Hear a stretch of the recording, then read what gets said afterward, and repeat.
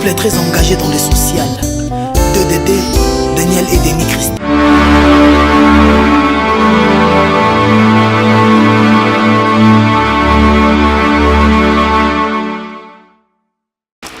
Shalom, shalom, bana nyonso, oyo bavandi na kati na Amerika, surtout bana na Nzambe. Shalom pe na oyo bavandi na mboka na Europa. Shalom, shalom, no bazali na mboka na Asie. Et shalom, shalom, oyo bazali na kati na République démocratique du Congo, surtout na Kinshasa. Shalom pe na direction à Brazzaville. Shalom, pe to pesi susu na bana nyonso ekanga. Esika to uta parce que mondela bossa na poto te bolingo boboto esengo ya Yesu Masia. Donc, Dieu m'a pris au cœur de prêcher quelque chose qui est très capital, qui touche aussi le cœur des autres. Notre thème d'aujourd'hui titulé Soyez reconnaissants. Soyez reconnaissants vers les parents, soyez reconnaissants vers les parents, soyez reconnaissants avec les amis, soyez aussi reconnaissants avec Dieu. Est-ce que toi tu es reconnaissant ou reconnaissante? Beaucoup de gens échouent aujourd'hui à cause de reconnaissance. Ils ne sont pas reconnaissants.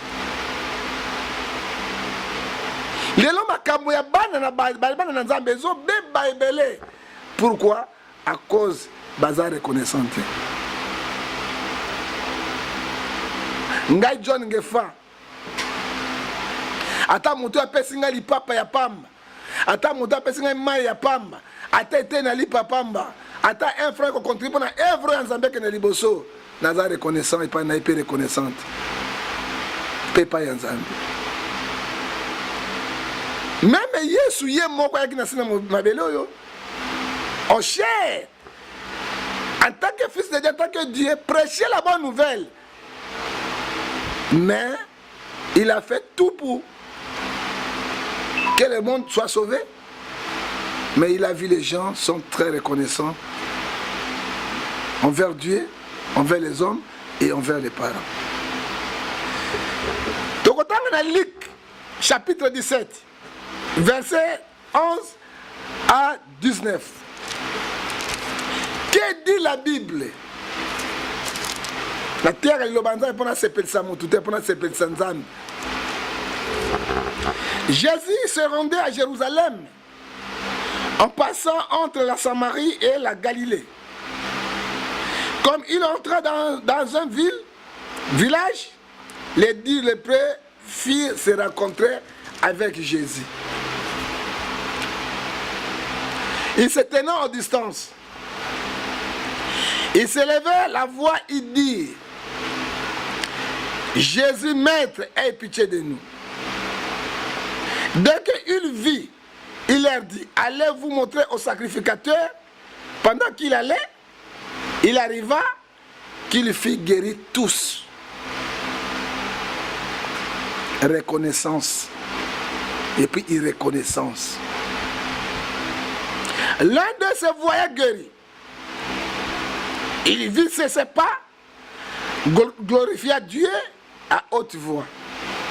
Il tomba sur la face aux pieds de Jésus et lui dit grâce, rendit grâce. C'était un Samaritain, un étranger. Il y a qui passe dans mon thème. Les Juifs, qui sont neuf. Un étranger samaritain.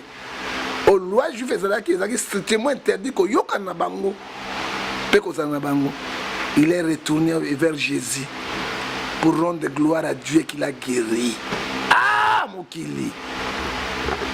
Donc il manque taba. Moto amala mubine bolingi ete. Moto ya mabe ndio bozokumisa ye. Ezama wa mingi. Jésus prenait la parole et dit: n'ont-ils pas été guéris? Les 9 autres sont-ils où?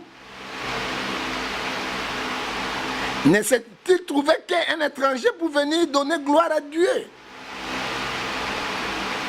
Et puis il leur dit: lève-toi, va, ta foi t'a sauvé. Balinga minankolo. Ce qui lelo bato musu amona ke nazana libabe na vie parce que bazali irreconnaissant, bazali reconnaissant. Yebata mutala tsaka na litoko tango utaki mboka. Yebata reconnaissance na ba parole ba boti biso ba bokola ki biso to komi lelo bato. Yebaka tata grande sœur no bokola kiyo. Yebata frère na ya benga ki na poto. Moi si yebata mobali afuti mbongo na tike na ya Hollanda na poto komi kuno komi mosinzo obaluki. Tala mabezo ko la bana nzambe. Hein? Dieu avait dit à Caïn, le mal est devant toi. Parce que Caïn était irreconnaissant. Tout ce que Dieu l'a donné, tout ce que Dieu l'a fait, il ne voyait rien. Et Dieu l'avertit, le mal est devant toi. À cause de ton irreconnaissance. Irreconnaissant. Et notre Bible nous dit, soyez reconnaissants avec tout le monde. On a participé, papa. Oh, ça qui n'a pas l'air de la taille, il n'y a pas mobile comme un ennemi. Oh, il y a personne qui a mal à se la pamba, le lobby motopamba. Moto même quand tu as qui ça on dit mboka frère combien au dondui ozui obiyote ah ata yo sali maboko likolo nzambe azotala pe nzambe azolela obondeli pona moto abiki osali ba oyo akomi kokosa yo na ba téléphone akomi kokosa na ba promesse ah frère Bible zo bisabiso na Apocalypse 3. Pour moi, j'ai recouvert la Bible. Verset 15. Et ça, quand il s'abisso, et là, qu'on a motuya, pona banana nzambe. Apocalypse 3, ils ont eu s'abisso, boy. Verset 15.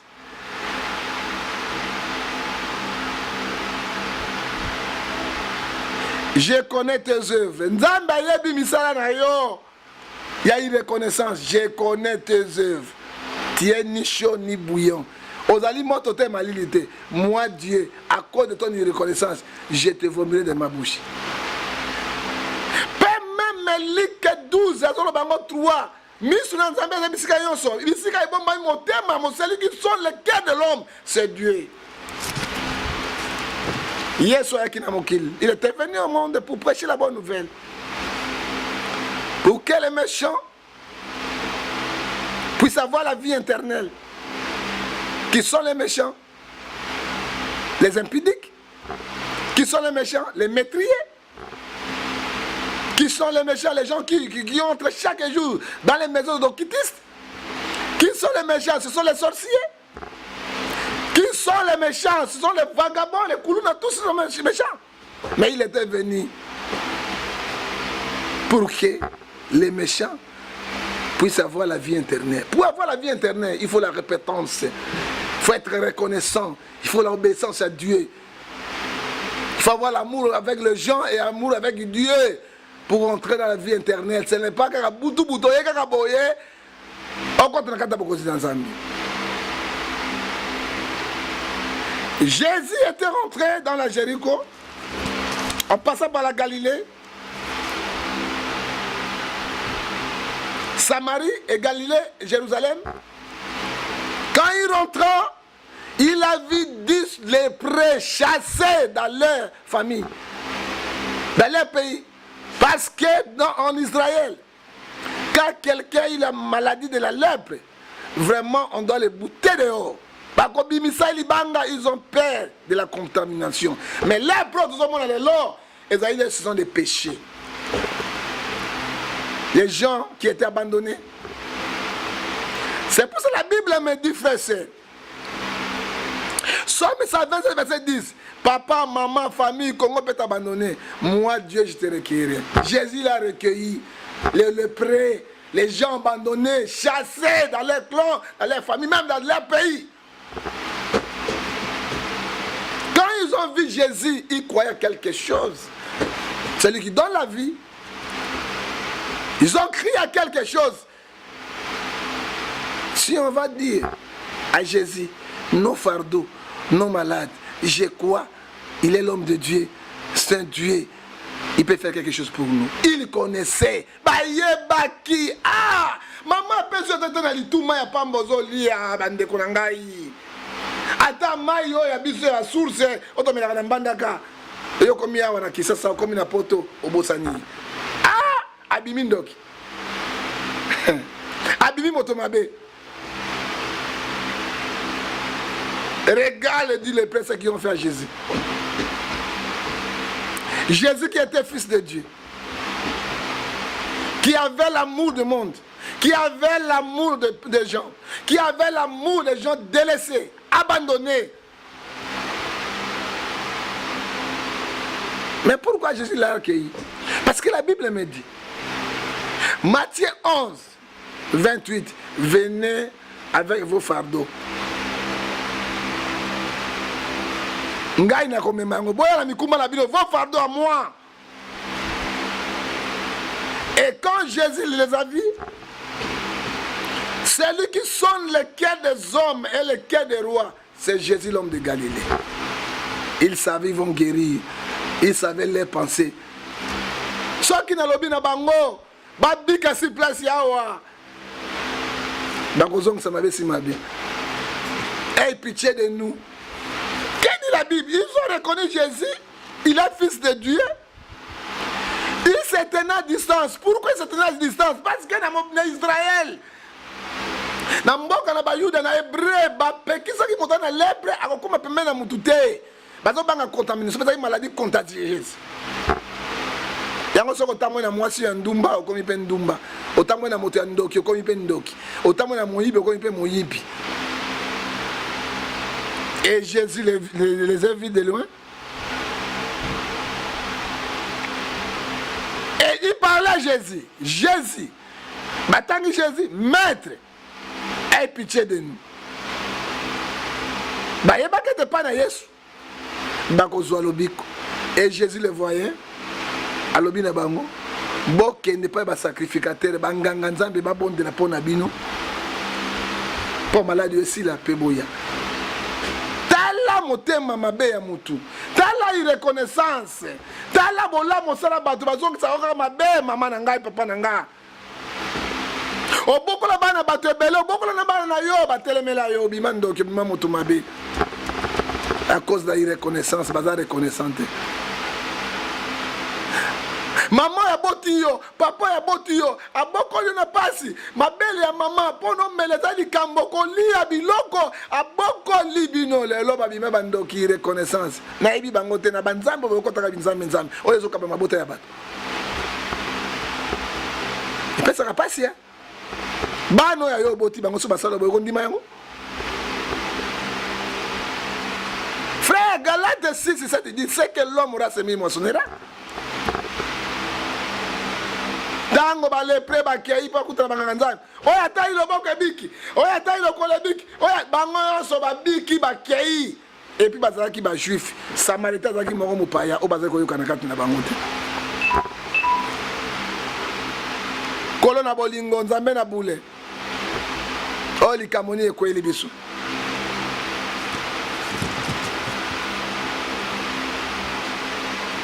Mopaya oyo atali. Nazaki na lèpre. Pena maloba na Yesu abiki parce que Jésus-Christ il est le chemin, la vie et la vérité. Les médecins, le grand homme de tous les temps, il est grand médecin de tous les temps. Lui n'est pas fabricateur, c'est un créateur. Place cancer ezali à Bongoli yango. Place prostate ezali à Bikisi. Place lèpre ezali elongwe. Place malédiction ezali comme bénédiction. Place liwe comme à zone sangla. Bon, mon histoire de Lazare te botuna te. Lazare. Botuna Lazare te botuna sangwa Lazare. Soka na bomoni. Place yo motakufi 4-5 jours azongi na bomo za ressuscité. Mikuwa yo setikala zongi na misuni ebiki. Moi je l'appelle le grand maître de tous les temps. Créateur des cieux et de la terre, chef des esprits, et roi de l'univers, c'est Jésus-Christ l'homme de Galilée. Tout à tout le pain naïe, ata bandok yo so basangani pona yo ba okokayote, oza ya Nzambe. Ata pas eza lelo minyo ko za reconnaissant lobi Nzambe, zala malamu zala reconnaissant Nzambe akopambola. So il ozo pambola matoko benga bato bandok. Mais le plus grand sorcier de tous les temps c'est Jésus. Alors je sais pas d'esprit. Tanga kwa saki Saoul. Ay atina kinani. 1 Samuel 16 qui 16 à 15 l'esprit mauvais s'est tenu devant Dieu. Dieu a donné l'ordre. Pendant quoi ça Saoul? Mili motu ezaye. Ata mbisi na mazo eba ke créateur azali. Ata nyama na zamba ebi ke kolo na biso azali. Hein? Ata be secte ebi ke kolo na biso azali. Pe yo oyebi ata mutu te. Ata nzambe asali makila na lola, asali yo nzoto na makila na loposo biloko ozoko même ko reconnaître été. Ozali lokola neuf lepre. Moko azongi tanga zongeli yeso abitela ko kende boite ifana za reconnaissant na moto yo azongi si le poso na ngai malamu za reconnaissant ta moto memaki na boato olongwa bolenge ko mambandaka zara na reconnaissant moto memaki na boato ko olongwa ikongo asa okoma na kati ekunde na mbandaka. Zala reconnaissant moto afuta identique 1 franc olongwa mboka na yo okoma na kisisa pe alongoli awa akomi na poto ko munguna na ye neuf lepre. C'est Jésus qui fait le cœur de l'homme. Le cœur de l'homme est torturé. C'est Jésus. Bon maman. Hein? Quand Jésus l'a vu, un lépreux, un samaritain, il est revenu pour donner gloire à Dieu et à Jésus. Jésus l'a posé une question. Il a retourné aux questions.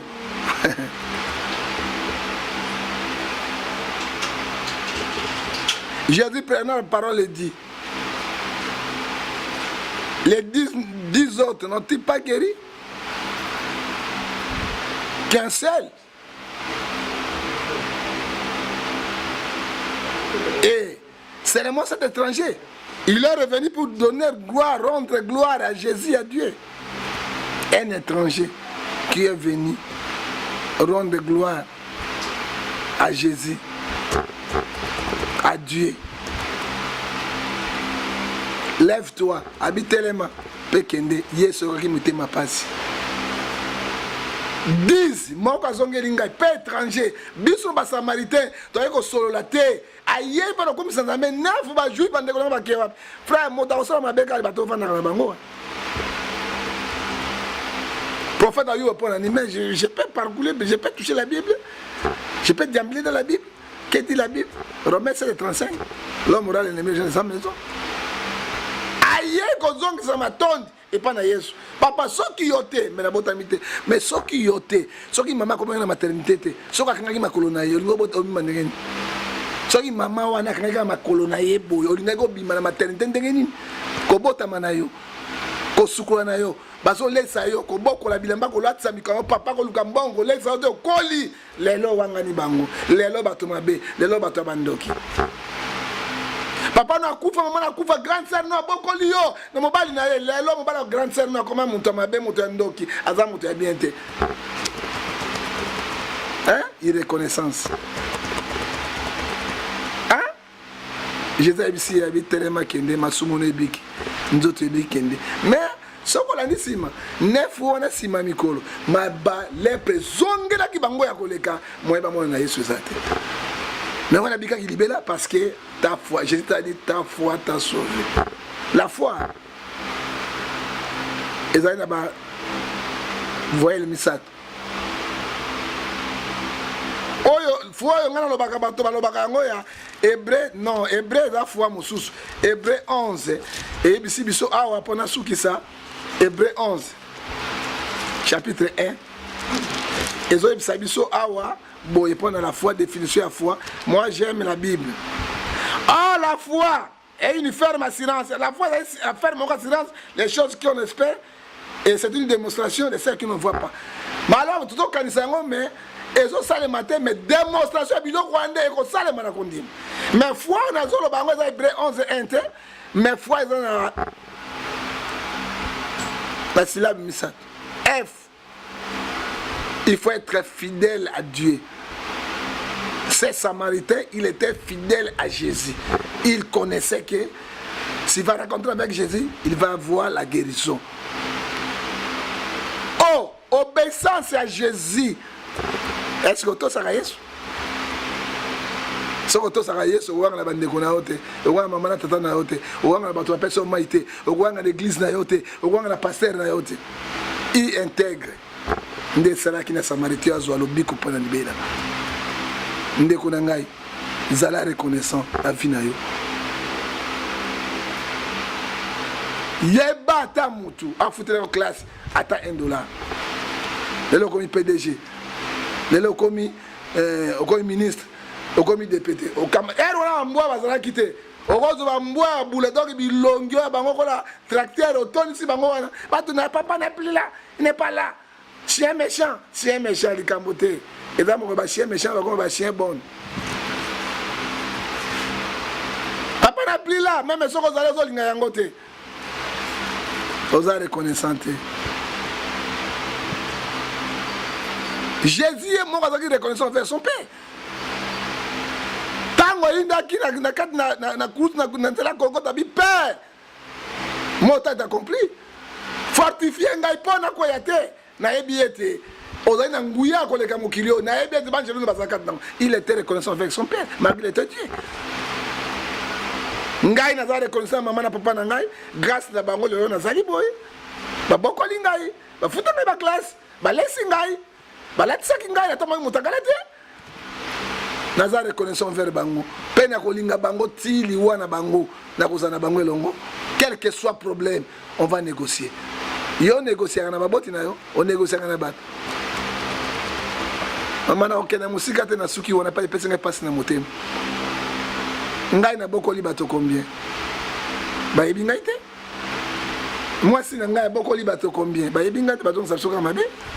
À quoi c'est to pesa ngo mikumbe pa Yesu? Neuf les prix bakendeki mabaizongela ki bango, moi ba mona Yesu za kite. To liloba soko yo ki yango frère. Zala reconnaissant nata tango kuma ipoto mutu alo chaki otena ndako na ye opa na ba séjour lela kuma mabe lela kuma mabe oti kisasa papa ogomi na poto aloger yo na ndako na ye a héberger yo akuma moto mabe mo kilimbanga ntaba mbanga tabaliaka boya ha kei boye jongi wejibo lelo ayo lobi ai mama zala reconnaissant mutu afutelo tikia ozana mbongo kene poto afuteli yo tikia aolongwa Kinshasa komi poto balukeli ye oboti bano bengane bali na ndako nzambe akotika yo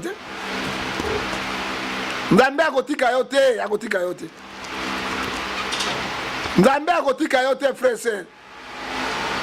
Alors tout olona ka to buka ngwa soko oloni bonheur kozwa bonheur oloni mabe ko buka pe mabe hein mokili nzambe na bana na ye hein papa moi si afuti lo tiki ya pasi alongola kisasa okomi poto balukeli yo za moi si avina ngai de moi si avina do zia na azani azana makoloboni minei misato do makologa mibali. Hein? Ozo sa université awa moi ça teka kwanga oteka ba fufu azo putilo classe au 6 université o eza moi si avina ngai te moi si avina ote tango zo kolia ba fufu benga ba dieta bombe azo tia na ba mikuruta panzi biso banga mbandaka mikuruta panzi o so ko le yango ezo o medima ezo kita ngo avec yango bengi mikuruta panzi obosani yango moni ba vina bine ezo bonga te. Et puis c'est passé. Na neuf les prix. Oba ebi Yesu te. Yesu abikisi bango. Pe bande konaye ba bwa kisi. Kaka Samaritain moko azongi pesa gloire na sana. Tika ete liloba na te ina tongo ya lelo ekota na kati na banzoto na bino na motema na bolingo na bino bobosana mabe nyonso bozana yango boya epai na Yesu parce que Jésus-Christ vient bientôt soki aye akuti yo motema na irreconnaissance ezali okota bokonda nzembe okozala enlever ndenge nini soki okili te na zote ya yo ozala na likambo moto asungaki yo benga ye solola na ye mpe zongisa matondo epai ya Nzambe bobongisa mpo toyebi ngonga te Bible eyebisi biso awa na Matthieu 25 verset 31 na kotanga liloba na Nzambe mpona sukisa Matthieu 25 verset 31. Lorsque le Fils de l'homme reviendra dans sa gloire avec tous les anges, il viendra pour prendre son église. Ils rendront à chacun selon ses œuvres. Et ceux qui ont kamati lisusu, car dans Matthieu 25 lisusu.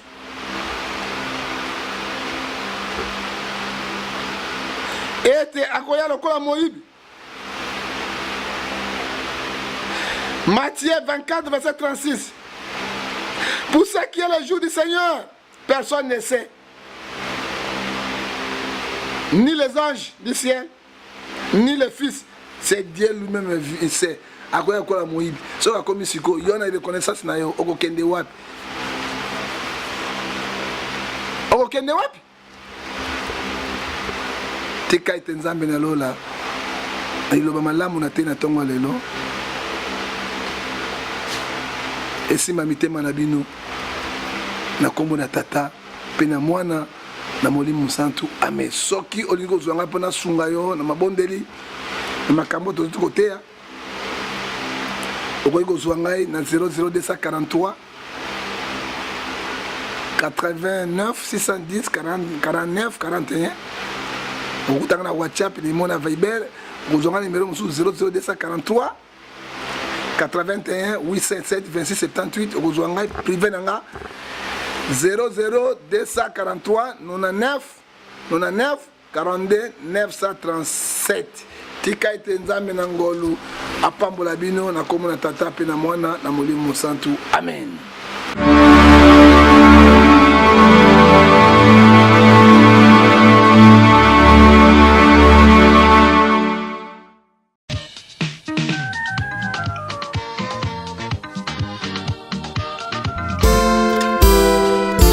Très engagé dans le social.